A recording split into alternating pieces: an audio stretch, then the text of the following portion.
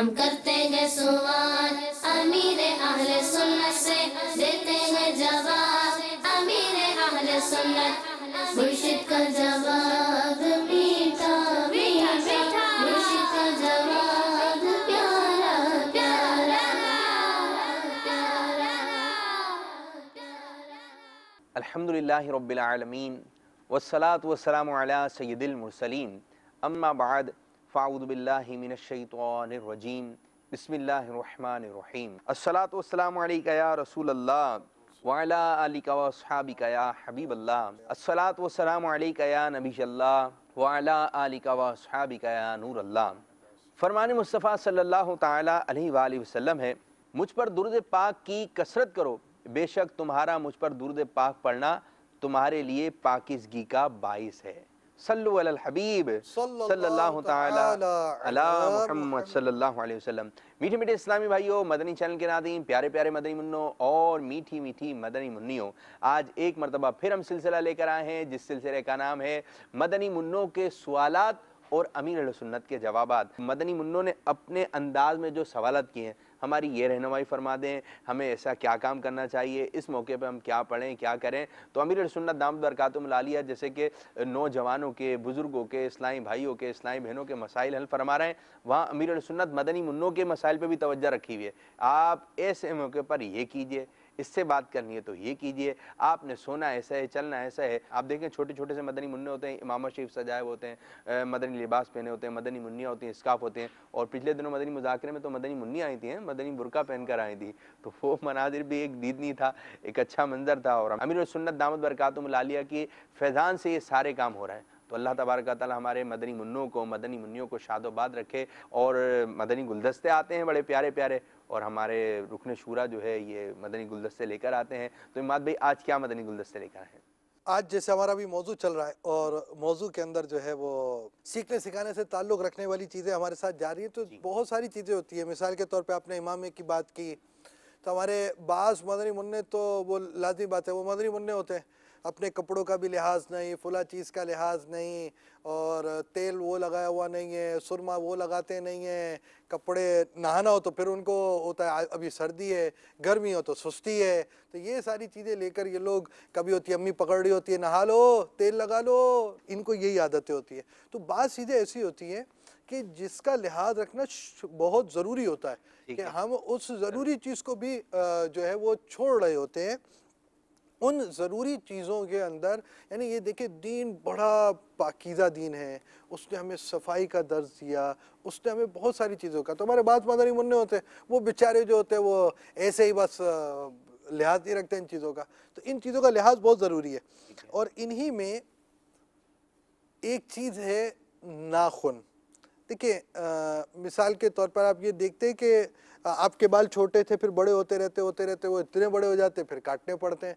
तो मदनी मुन्नों को भी लाज़मी बात है, बाल बिल आखिर काटने ही पड़ेंगे जब वो बहुत बड़े हो जाएंगे या जो उसकी सूरत बनेगी।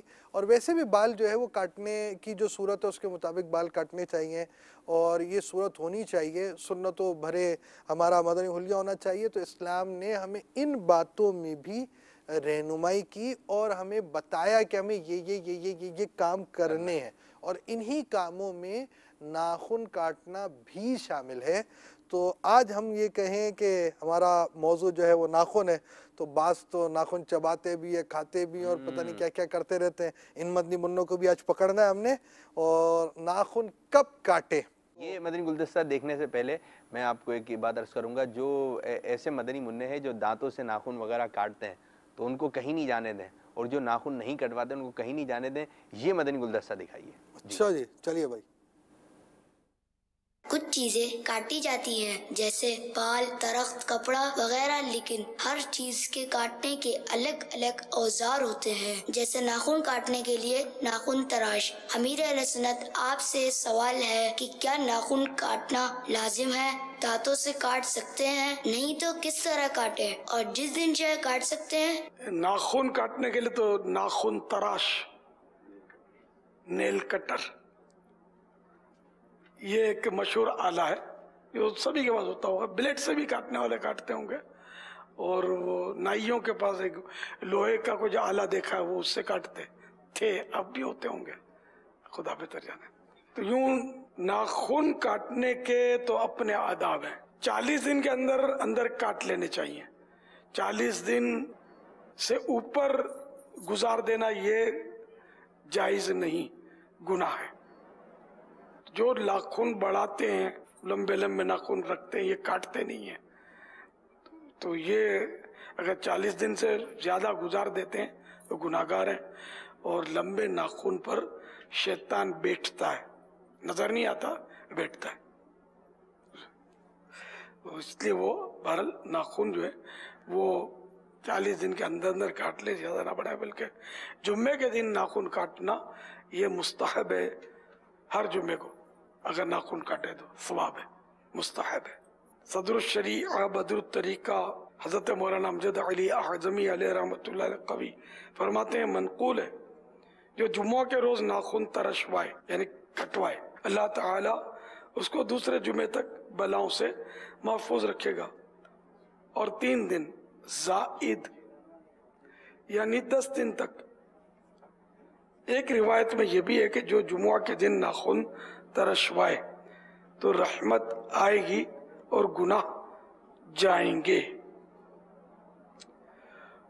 बुध यानी वेडनेसडे के दिन नाखून नहीं काटने चाहिए कि बरस यानी कोढ़,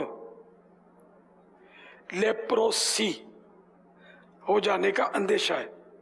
अलबत्ता अगर 39 यानी 39 दिन से नहीं काटे, आज बुध वेडनेसडे को 40वां दिन है, अगर आज नहीं काटता तो 40 दिन से जायद यानी जुमेरात को काटेगा, तो 40 दिन तो पूरे हो गए।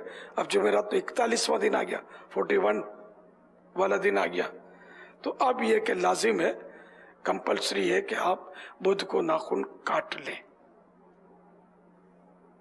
क्योंकि नहीं काटेंगे तो गुनाहगार होंगे, जुमेरात तक इंतजार करेंगे तो, और 40 दिन पूरे हो जाएंगे तो गुनाहगार होंगे। तो मदनी मुन्नों को भी नाखून काटने की आदत डलवाएं। ये नाखून तरशवाने का लिखा है, कटवाने का। अब मैंने गौर किया, अब भी मेरी समझ में आया कि पहले नाखून तराश नहीं होते होंगे और कटवाते होंगे। मैं खुद पहले एक दौर था, नाखून तराश तो ईजाद हो गया था, मैं ब्लेड से काटता था और देखने वालों को झुरझुरी होती थी बाजू का, तो मैं काट लेता था, प्रैक्टिस हो गई थी मेरी। और ये हजाम, ये जो हेयर ड्रेसर रोडों पे बैठे होते थे, मैं तो रोड पर हेयर ड्रेसिंग करवाता था किसी दौर में, बचपन में अपने, और 2 आने में 3 आने में हो जाता था यार। दुकान वाले उस वक्त भी 8 आने या इतना कुछ ले लेते थे, 4 आने 8 आने। तो उनके पास एक लोहे की वो बस वो एक होती थी स्टिक छोटी सी, वो राड, तो उस पे वो धार बनी होती थी, उससे ये टकाटक काट लेते थे। तो ये इसीलिए गालिबन फुकाए किराम ने भी तरशवाना के वो नाखून दूसरे काट देते होंगे। अब तो बंदा खुद काट लेता है नाखून, और नेल कटर है आसान, इसे काटना है जायज, बल्कि इसी से काटना चाहिए। अगर ब्लेड से नहीं आता काटना और उंगली कट जाती है, फिर तो जायज भी नहीं है कि अपनी उंगली को काटे जबकि उंगली काटता है, ठीक है। तो इसलिए वो, अब मैं भी नहीं काट सकता ब्लेड से, अब आदत निकल गई है। पहले वो फटाफट काट लेता था, बल्कि नेल कटर से मुझसे नहीं कटते थे, इसी से कटते थे, ब्लेड से। तो जो सीखे बंदा वो सीख लेता है। तो शायद इसीलिए तरशवाना है। तो खुद अपने हाथ से काटेगा तब भी समझ में यही आता है कि फजीलत उसको हासिल होगी। सल्लु अलल हबीब सल्लल्लाहु ताला अला मुहम्मद सल्लल्लाहु अलैहि वसल्लम। जी, तो प्यारे प्यारे मदनी मुन्नों और मदनी मुन्नियों, आपने सुना कि नाखून किस तरीके से जो हमें काटना है, तरशवाना है। अच्छा जी, एक बात मैं आपसे अर्ज़ करता हूँ कि आपने जो है वो औज़ार देखे होंगे, जो मोटरसाइकिल या कार वगैरह सही करते हैं उनके औज़ार होते हैं। इसी तरह जो दीवार पे कलर करते हैं उसके अपने औज़ार होते हैं, और इसी तरह जो है वो आपकी जो साइकिल सही करता है उसके पास जो है उसके हिसाब से औज़ार होते हैं। इस तरह जो बिजली का काम करता है उसके पास उस हिसाब से औज़ार होते हैं। इस तरह जो कपड़े का काम करता है उसके औज़ार जो है कपड़े सीने के एक अलग होते हैं। अब ये बात बताएं कि दांत जो हैं, बच्चों ने इसको औज़ार बनाया हुआ है नाखून काटने का। तो नाखून बढ़ रहा है, बढ़ने भी नहीं देते हैं, बस औक़ात जो गोश्त के ऊपर जो होता है ना, बिल्कुल जो जुड़ा हुआ होता है नाखून, उसको भी काटते हैं और इतने बारीक बारीक से छोटे छोटे से नाखून कर लेते हैं। हो सकता है कि इस वक्त जो अभी हमें मदनी चैनल पर देख रहे हो, ये अभी भी लगे वो काटने में, और ये इतनी बुरी आदत होती है, इतनी बुरी आदत होती है, इनको बार बार जो है टोकना पड़ता है कि हाथ नीचे कीजिए, हाथ नीचे कीजिए। अब ये कि ये दांत जो हैं ये खाना खाने का औज़ार है ना, कि आप इससे जो खाना चबाते हैं और फिर ये आपके पेट में जाता है। अब ये कि नाखून काटने का औज़ार क्या है, ये देखें, ये मुलाहिज़ा कीजिए, आप इससे जो है नाखून कटवाएंगे। भाई एक औजार दो जगह भी तो इस्तेमाल हो सकता है, अगर दो जगह इस्तेमाल कर लिया तो क्या हर्ज है। लेकिन इसका नुकसान है ना। अब ये है कि आपने नाखून काटे, अब ये छोटे छोटे से पीस हो जाते हैं, फिर ये शायद पेट में भी उतर जाते हों और फिर हलक में फंस जाएं, और फिर ये है कि फिर आपको तबीयत भी आपकी ख़राब हो जाए, बीमार रहते हैं। तो है ना हमारे पास, हॉस्पिटल भी तो है हमारे पास, और मतलब सर्जन भी तो है ऑपरेशन करने के लिए। तो फिर परेशानी भी आपकी होगी, सुई भी आपके लगेगी, कड़वी कड़वी दवाई भी आप खाएंगे। आप देखें बाज़ चेकिंग होती है स्कूलों में, मदारिस में चेकिंग होती है कि हाथ पाँव के नाखून चेक किए जाते हैं। तो मैं आपको, ज़ाहिर बात है, अभी स्कूल में हो या आप मदरसे में हो, इस वक्त आप अपने घर में बैठे होंगे, आप अपने नाखून चेक कीजिए। अच्छा, नाखून चेक करें, हाथ के भी चेक करें, पाँव के भी चेक कीजिए कीजिए। मैं तो चेक किए हैं, अभी आपकी बारी है मदनी मुन्ना, आप चेक कीजिए। चेक किए? अच्छा, बाज़ के नाखूनों के आगे ना एक काला काला सा जो है लकी नज़र आ रही है, ये आपको डिज़ाइन लग रहा होगा। ये डिज़ाइन नहीं है, ये काला काला सा जो नज़र आ रहा है आपको नाखूनों के आगे, ये मैल है, और जो आप हाथ लगाते हैं ये मैल पसीना वगैरह जो ये नाखूनों में जम जाता है। अब ये आपको काला काला सा नज़र आ रहा है, आपके नाखूनों में ये मैल है। अब क्या होगा, हाथ तो धोने नहीं है कि ये मैल वगैरह निकल जाए, और बाज़ जो इतना अंदर तक मैल होता है कि वो धोने के बाद भी नहीं जाता है। तो आपने जो है पहले सही तरह हाथ धोना है, फिर खाना खाना है, और आप जो है मैल आपके हाथों में लगा है, नाखून बड़े हैं। अब जब आप खाना खाएंगे तो आप खाना भी खा रहे हैं और साथ साथ जो है मैल भी आपके पेट में जा रहा है, जरासीम को भी आप खा रहे हैं, तो फिर आपके पेट में दर्द होगा। फिर जिस तरह के आप फरमा रहे हैं ना कि डॉक्टर के पास जाना है, तो फिर मेल आप वो असल हाथ से धोया, वैसे साबुन से हाथ धोए तो मेल नहीं गई ना, तो खाना खाते खाते मेल तो धुल गया, सारा मेल खत्म हो गया। खाना खाया तो खाना ही नज़र आ रहा होगा आपको, मेल जो है आपको शायद नज़र नहीं आ रहा। ये मेल जो है ऐसा होता है कि जब आप धोते ना, आप अगर बेसन वगैरह में कहीं आप धोएं तो नीचे वाइट रंग हो या वाइट कलर का जो मार्बल लगाओ, जब आप हाथ धोएंगे ना, आप देखें साबुन से हाथ धोएं, जब आप हाथ धोएंगे इस तरह और फिर पानी डालेंगे तो नीचे काला काला सा हो जाएगा। तो ये एक मेल था जो कि अभी आपको नज़र आ गया। अगर आप ये हाथ धोते नहीं तो क्या होता, ये सारा काला पानी जो है ये आपके पेट में चला जाता। अब प्यारे मदनी में हाथ धो के खाना खाइए और नाखूनों की हिफाजत कीजिए, दांतों से जो है ये नहीं काटें, ठीक है। नाखून कट रहे इसका, आप उसी से काटिए। और जो है प्यारे आका सल्लल्लाहु अलैहि वसल्लम ऐसे नफासत पसंद थे कि प्यारे आका सल्लल्लाहु अलैहि वसल्लम सफ़ाई को बेहद पसंद फरमाते थे, बेहद पसंद फरमाते थे। फरमाया कि सफ़ाई आधा ईमान है। तो नाखून जो हमेशा हाथ और पाँव के जो है सुन्नत के मुताबिक काटिए। अच्छा, हाथ के नाखूनों का तो शायद आपने सुना होगा, पाँव के नाखून किस अंदाज से काटना है कि जिस तरीके से ये आपके पाँव हैं, ठीक है जी। आप छुंगली से शुरू करेंगे, यानी छोटी उंगली जो है यहाँ से नाखून काटना शुरू करेंगे, फिर यहाँ पर आ जाएंगे, ठीक है। सीधे पाँव से आपने नाखून काटना है, फिर पहले छुंगली छोटी वाली, फिर इससे बड़ी, फिर ये, फिर ये, फिर ये, फिर इस तरह ये आपने अंगूठे का नाखून काटना है। फिर यहाँ से शुरू करेंगे, फिर उसके बाद जो है यहाँ से करते करते फिर आखिर वाली उंगली, छोटी वाली उंगली का भी आपने नाखून काटना है। तो ये पाँव के नाखून काटने का जो है तरीका है, इस अंदाज से हमने नाखून काटना है। तो जिसके भी बड़े नाखून हैं, अभी फौरी तौर पे फटाफट जल्दी से मदनी मुन्नो और मदनी मुन्नो अपने नाखून कटवा लीजिए जी। नाखून की बात तो आपने की है, बहुत अच्छी बात है। यूँ समझे कि हमें चाहिए कि हम हफ्तावार यौम सफाई मनाएं। वाह, क्या बात। यानी और वो यौम सफाई का दिन हफ्ता नहीं होगा, वो होगा जुमा का दिन। जुमा का दिन, जुमा का दिन, जुमे की नमाज की तैयारी हो। यानी आप यूँ समझे कि आपने खुद अपने आप को ही धोना है सबसे पहले, कुछ तेल भी लगाएं, कुछ सुरमा भी लगाएं, कुछ आप साबुन भी लगाएं, और तैयार होने के बाद आप नाखून आपके जो है, वैसे नाखून काटने का जो टाइम है वो नमाज जुमा के बाद है। नमाज जुमा पढ़ ली, इसके बाद आकर नाखून काटने। तो अब ये जो नाखून आपने काटने का एक तरीका बयान किया, हाथ का भी तरीका बयान करें, और साथ साथ ये है कि ये नाखून यानी आप यूँ समझे कि आपकी सफाई जिस जिस चीज़ की सफाई होनी है वो सफाई हो जाए आपके जुम्मे के दिन। आपके कपड़े सफाई जो एक शख्स को नॉर्मल तौर पर, यानी यूँ समझे एक तो ये हो गया कि मट्टी वगैरह धोनी है, और एक है जिस्म से नाखून, और ये यानी ये सारी चीज़ें जो चीज़ें हैं सब चीज़ों की सफाई हो जाए।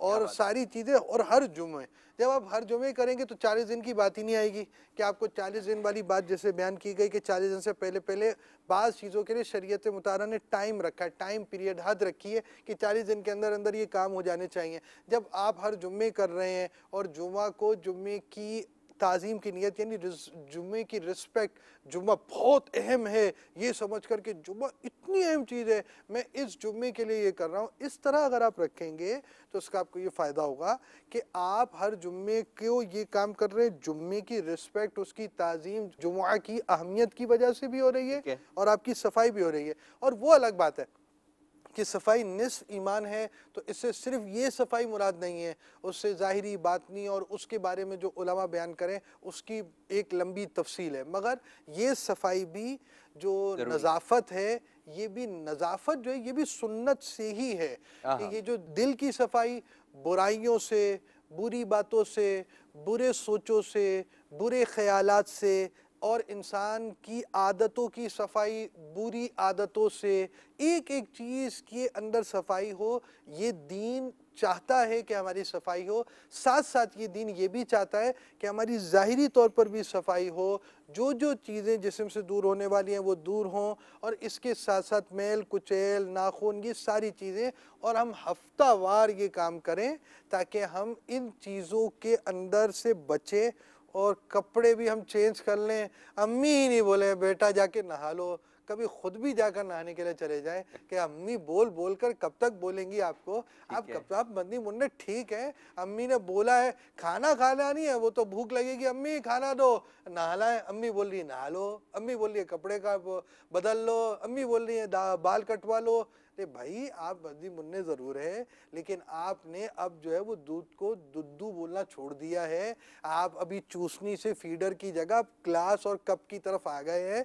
थोड़ी सी उम्र आपकी बड़ी हो गई है तो थोड़े मिच्योर हो गए हैं, तो इस मामले में भी मिच्योर हो जाएं। आप अपने आप को साफ नहीं कर रहे, कैसी अजीब सी बात है आपकी।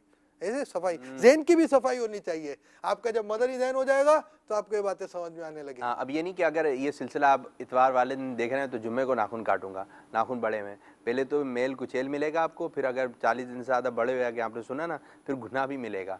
ये कि छोटे बड़े हो गए तो फिर जुम्मा का भी इंतजार नहीं किया जाएगा। जी, आप इससे पहले जो है आप काट लीजिए, और जिनके नाखून बड़े हैं अभी पहली फुर्सत में आप जो है अपने नाखून कटवाइए, ठीक है। माशाअल्लाह। और अब वो हाथ के नाखून काटने का तरीका भी अगर आप बयान फरमा दें। अच्छा जी, हाथ के नाखून काटने के 2 तरीके हैं, मैं आपको एक तरीका बताता हूँ, आप इसको गौर से देखिए कि सबसे पहले जो है सीधे हाथ की शहादत की उंगली का आपने नाखून काटना है, ठीक है, ये फिर इसका, फिर इसके बराबर वाली, फिर इसके बराबर वाली, इसको समझिए सीधे हाथ के जो अंगूठे का नाखून है ये आपने नहीं काटना है। फिर उसके बाद जो उल्टी जानिब आ जाइए, छुंगे से आप शुरू करें, छोटी उंगली से इसका नाखून काटें, फिर इसका, फिर इसका, फिर ये, और आखिर में जो आपने सीधे हाथ के अंगूठे का नाखून नहीं काटा था इसको भी काट लेना है। एक तरीका याद करने के लिए मैं आपको ये बता रहा हूँ, ये अंदाज कि आप दुआ के लिए हाथ उठाते हैं हम, ठीक है, अब सिर्फ जो है आपने अंगूठा हटा दें, इधर से शुरू करते हुए आइए, इधर का नाखून काटते हुए यहाँ पर आ जाइए। अब जो सीधे हाथ के अंगूठे का आपने नाखून नहीं काटा था इसको काट लीजिए, ठीक है। तो नियत कर लीजिए कि जब भी नाखून काटेंगे या कटवाएंगे तो सुन्नत के मुताबिक, और ये तो ऐसा तरीका है, कैसे प्यारी बात है कि ये सुन्नत और भी होंगी, लेकिन मेरे जहन में ये सुन्नत एक ऐसी है कि हमेशा इस पर अमल हो सकता है। इस तरतीब जो है आपने जो है खाना बसौकात ये है कि बंदा सुन्नत के मुताबिक बैठ के नहीं खा पाता, यानी कि बसौकात जो है बेहतियाती हो जाती है कि खड़े होकर पानी पी लेते हैं, लेकिन नाखून काटना है आपने, सिर्फ तरतीब आपने जहन में रखना है कि मैं जब भी नाखून काटूंगा इसी तरीके से काटूंगा। मदनी मुन्नो और मदनी मुन्नो जहन बना लें कि जब भी नाखून काटेंगे सुन्नत के मुताबिक काटेंगे। कोई एक सुन्नत तो ऐसी कि जब भी मैंने ये काम किया है सुन्नत के मुताबिक किया है, तो मेरे ख्याल में ये बहुत आसानी के साथ जो है इस सुन्नत पर अमल हो सकता है। बस नाखून तो काटना है। लोग नाखून काटते होंगे, जिनको सुन्नत मालूम नहीं है वो शायद अपनी मर्जी से कभी सुंगली का कभी सुंगली का या तरतीब बार चलते हुए काट देते होंगे, लेकिन ये नाखून काटने की सुन्नत एक ऐसी प्यारी सुन्नत है और इतनी आसान है, इतनी आसान है, बस जहन में होना चाहिए। और जब मैं आदत में आ जाएगी आपके, तो आप चाहते हुए भी जो है दूसरे अंदाज से नाखून नहीं काटेंगे। ये जो आपको तरीका बताया गया, नियत कर लें कि जब भी नाखून काटेंगे तो इंशाअल्लाह अज़्ज़ व जल सुन्नत के मुताबिक ही नाखून काटेंगे। 2 मदनी फूल इस पे ये भी ऐड होंगे कि जब भी इस तरह काट रहे होंगे तो ये कि आदत एज पर प्रैक्टिस ये हो गई, ये चीज की वजह से नहीं काट रहे, बल्कि उस वक्त तवज्जो ये होनी चाहिए कि ये सुन्नत है और मैं सुन्नत की वजह से काट रहा हूँ। और दूसरी बात, जो पैर है उसके नाखून काटने का मनकूल तरीका, यानी रिवायतों में बयान किया गया, हदीस में बयान किया गया, उलमा ने बयान किया कि यूं हुजूर सल्लल्लाहु ताला अलैहि वसल्लम ने काटे थे नाखून, इस तरह की बात मनकूल नहीं है। हाथ के नाखून काटने की तो रिवायतें हैं कि ये बात इस तरह आ गई कि ये इस अंदाज से आपने अपने नाखून जो है वो यूँ समझिए कि अपने नाखून के इस हिस्से से दूसरों को नवाजा था, ये बातें तो है। और ये चीज़ जो है यहाँ एक ज़िमनी बात ये है कि सरकार अलैहिस्सलातु वस्सलाम की ज़ात ऐसी तबर्रुक है कि अगर आपके बाल भी जिस्म से जुदा हुए तो वो भी तबर्रुक है, आपके नाखून शरीफ भी अगर जिस्म से जुदा हुए वो भी तबर्रुक है। तो सरकार अलैहिस्सलातु वस्सलाम की ये तबर्रुकात सहाबा किराम अलैहिम रिदवान अपने पास रखा करते, यहाँ तक के वसीयतें करते कि मेरी कब्र में सरकार अलैहिस्सलातु वस्सलाम के ये तबर्रुकात दाखिल किए जाएँ। तो ये बहुत प्यारे तबर्रुकात है। और तुम खाके मदीना मेरे लाशे पे छिड़कना, तुम खाके मदीना मेरे लाशे पे छिड़कना और मलना कफन पर जो मिले उनका पसीना। माशाअल्लाह। तो पैर का तरीका चूँकि मनकूल नहीं है, तो जिस तरह वुज़ू के अंदर खिलाल किया जाता है उसी तरतीब से ये नाखून काटे जाते हैं। और बुध के दिन नाखून काटने के मामले में भी बात बयान की कि नॉर्मल कोशिश करनी चाहिए कि बुध को इस तरह नाखून नहीं काटने चाहिए। देखिए बास काम ऐसे होते हैं कि ये तो आपको काटना पड़ेगा, और बास काम ऐसे होते हैं कि काटना नहीं पड़ेगा फिर भी हो रहे होते हैं। सांस बिला तकल्लुफ सांस ले रहा होता है, कितने सांस ले होंगे अपने सिलसिले में ये तो गिने भी नहीं होंगे। अब इसी तरह बास काम ऐसे होते हैं जो हो जाते हैं। अब हो जाए तो उसके आदाब क्या है, मसलन छींक आ गई तो अब क्या होगा, नाखून तो काटने हैं लेकिन ऐसी चीज़ों में भी इस्लाम ने हमें तालीमात दी है कि हमें क्या करना है और छींक के वक्त क्या करना है। आइए मदनी गुलदस्ता देखते हैं। जब खाना खाते हैं तो बिस्मिल्लाह कहते हैं, पानी पीने के बाद अल्हम्दुलिल्लाह कहते हैं। अगर कोई मुसीबत पहुंच जाए तो इसकी भी कोई दुआ होती है, गौर से निकलते वक्त भी दुआ है। दूध पीने के बाद भी वो दुआ पढ़ी जाती है। अमीरे आले सुन्नत आप ये शायद फरमाइए, ठीक आ जाती है तो इस वक्त क्या पढ़े और सुनने वाला क्या करे, फिर जवाब सुनकर भी कुछ कहना है या नहीं। जब छींक आए तो उस वक्त क्या करना चाहिए, है ना। 2 फरामीन मुस्तफ़ा सल्लल्लाहु तआला अलैहि वसल्लम। नंबर 1, अल्लाह अज़्ज़ व जल को छींक पसंद है और जमाही नापसंद है। जमाही को पंजाबी गलबन उबासी कहते हैं, यूं करते ना, ये उबासी कहलाती है। अब यूं भी सब नहीं करते, यूं करना चाहिए उसे, आड़े हाथ पुश्त, फिर उसकी कब सीधे हाथ की कब उल्टे हाथ की। चलो सिमरन नर्स कर दूं। नमाज में जब यानी ये होती है शैतान की तरफ से, अंबिया किराम को नहीं आती अलैहिमुस्सलातु वस्सलाम। तो जब भी ये आए तो इसमें आवाज नहीं पैदा होनी चाहिए, ओ करके करते ना तो ये शैतान कहका मार के हंसता है। तो जब जमाही आए तो तसव्वुर करना चाहिए कि ये अंबिया अलैहिमुस्सलाम को नहीं आती थी, तो इंशाअल्लाह रुक जाएगी। मजीद इसके रोकने का तरीका यह है कि ऊपर के दांतों से निचले होंठ को दबा ले, यूं करके रोके। अच्छा, या वो उल्टे हाथ की पुश्त से रोके। और नमाज में हो, क़याम में है तो सीधे हाथ की, और इसके अलावा उल्टे हाथ की पुश्त यानी ये पीठ से रोके। जमाई में जो थूक उड़ता है ये शैतान का जाग है। तो फरमान मुस्तफ़ा सल्लल्लाहु तआला अलैहि वसल्लम छींक के बारे में आपने सुना कि अल्लाह अज़्ज़ व जल को छींक पसंद है और जमाही नापसंद। नंबर 2, जब किसी को छींक आए और वो अल्हम्दुलिल्लाह कहे तो फरिश्ते कहते हैं रब्बिल आलमीन, और अगर रब्बिल आलमीन कहता है तो फरिश्ते कहते हैं अल्लाह अज़्ज़ व जल तुझ पर रहम फरमाए, यरहमुकल्लाह। छींक जब आए तो क्या करे बंदा? छींक के वक्त सर झुकाइए, मुंह छुपाइए और आवाज आहिस्ता निकालिए। छींक की आवाज बुलंद करना हमाकत है। बाद लोग बहुत जोरदार छींक कर मारते हैं, आगे पीछे भी अगर कोई बैठा तो हिल जाए, तो ये हरकत ना की जाए। आदत बनानी होगी, सीरियस लेंगे तो आदत बनेगी, बादों की आदत होती है। छींक आने पर अल्हम्दुलिल्लाह कहना चाहिए। खजानुल इरफान सफ़हा नंबर 3 पर तहतावी के हवाले से छींक आने पर हम्दे इलाही को सुन्नत मुअक्कदा लिखा है। अल्हम्दुलिल्लाह कहना है, अल्लाह की हम्द करना, यह सुन्नत मुअक्कदा लिखा है। नूरुल इरफान में भी लिखा है सुन्नत मुअक्कदा। बेहतर यह कि अल्हम्दुलिल्लाह रब्बिल आलमीन या अल्हम्दुलिल्लाह अला कुल्ले हाल कहे। छींकने वाले की हम्द सुनने वाले पर वाजिब है कि फौरन यरहमुकल्लाह कहे। इसके माना है अल्लाह अज़्ज़ व जल तुझ पर रहम फरमाए,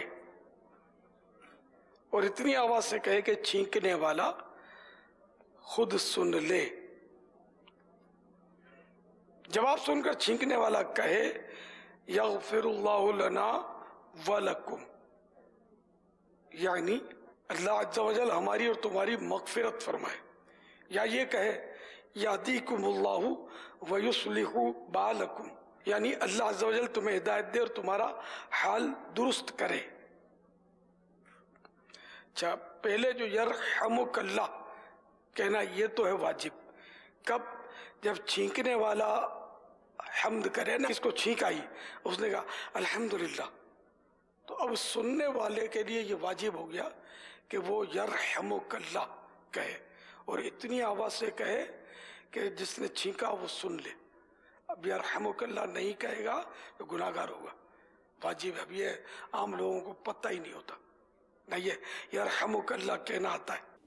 सल्लु अलल हबीब सल्लल्लाहु ताला अला मुहम्मद सल्लल्लाहु अलैहि वसल्लम। अच्छा इमाद भाई, मैं एक आपको बात बताऊं, शायद आपके इल्म में हो।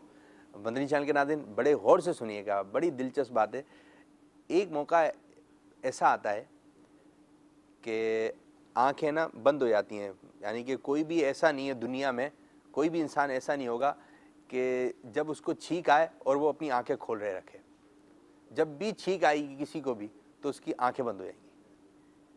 है दिलचस्प मालूमात। तो ये छींक के वक्त जो है आंखें, चाहे कोई ऐसे भी यूं करके बैठे, लेकिन छींक आएगी तो लाजमी तौर पे उसकी आंखें जो है वो बंद होंगी, पलक झपकना जिसको कहते हैं। तो और ये छींक जो है ये है अच्छी, लेकिन इसकी आवाज़ जो है अल्लाह ताला को पसंद नहीं है। और इसी तरह एक डकार आती है, ये भी बच्चों को जो है बड़ी तेज़ डकार आती है, बात बड़ी तेज़ आवाज़ निकालते हैं। तो जब भी ये आवाज़ आए तो इनको कोशिश करके जो है दबाना चाहिए। और आपको मालूम है कि सबसे पहले किसको छींक आई? सबसे पहले आई हज़रत आदम अला नबीना अलैहिस्सलाम को छींक मुबारक आई। ये कि जब अल्लाह तबारक व तआला ने आपका पुतला मुबारक बनाया तो अब इसमें रूह मुबारक डाली, तो अब जब रूह जो है आपकी नाक तक पहुंची तो आपको छींक आई। फिर उसके बाद जो है जब ये आपकी रूह मुबारक जो है आपकी ज़बान अक़दस तक पहुंची तो आपकी ज़बान मुबारक से निकला अल्हम्दुलिल्लाह। माशाअल्लाह। तो सबसे पहले छींक किसको आई? हज़रत आदम अलैहिस्सलाम को, और आपकी ज़बान से पहला लफ्ज़ क्या निकला? अल्हम्दुलिल्लाह। तो जब हमें भी छींक आए और तो क्या कहना चाहिए?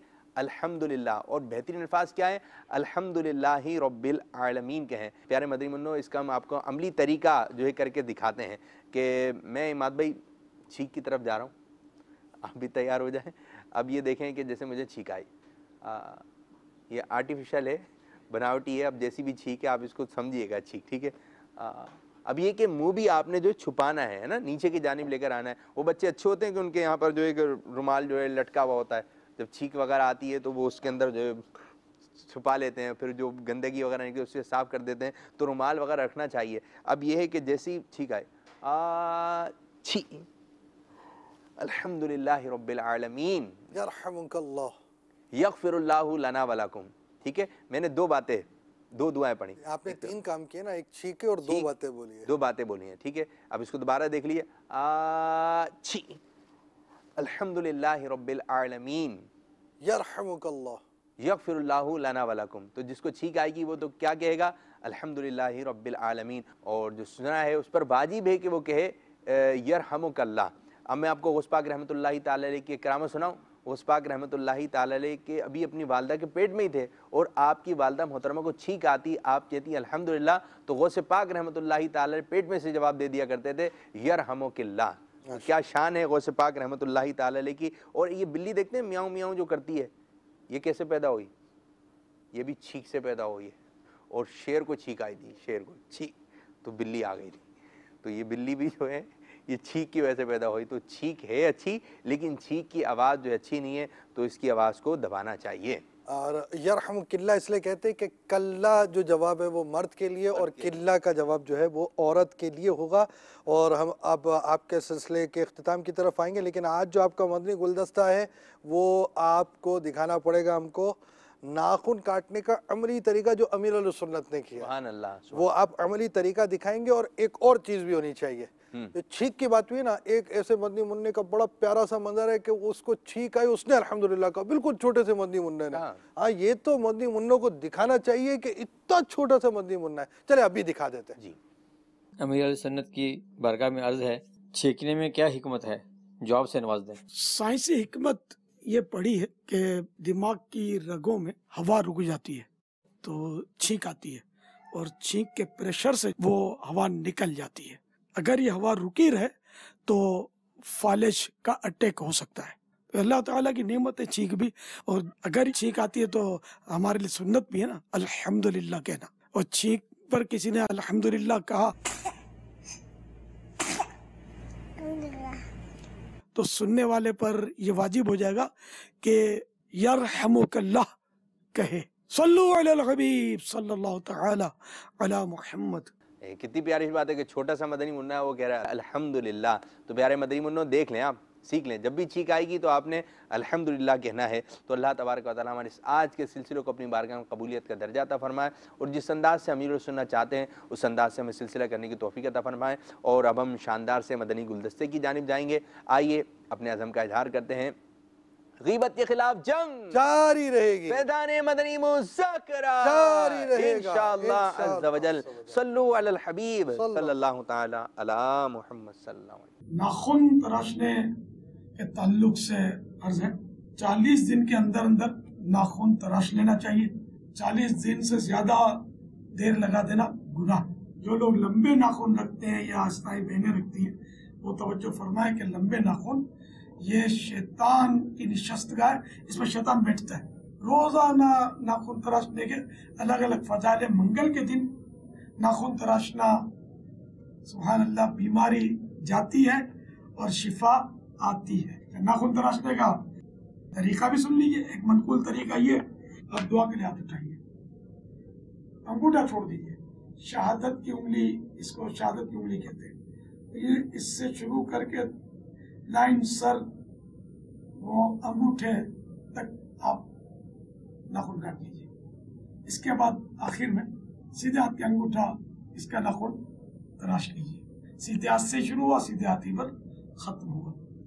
तो बाज़ लोग नाखून खाने की कोशिश करते, काटते रहते हैं, ये भी मना है। और इससे बरस यानी कोढ़ की बीमारी पैदा होती है। सफेद सफेद दाग आपने देखे होंगे, तो इससे ये बीमारी पैदा होती है। बच्चे भी करते रहते हैं, बाद बड़े भी करते हैं। बच्चों को भी प्यार मोहब्बत से समझाएं, वरना कोई ऐसी बेसरल कड़वी चीज उनके उंगलियों पे लगा दे तो बच्चा जब डालेगा मुंह में तो उसको जरा कड़वाहट लगेगी, तो वो उम्मीद है इसकी आदत निकल जाएगी।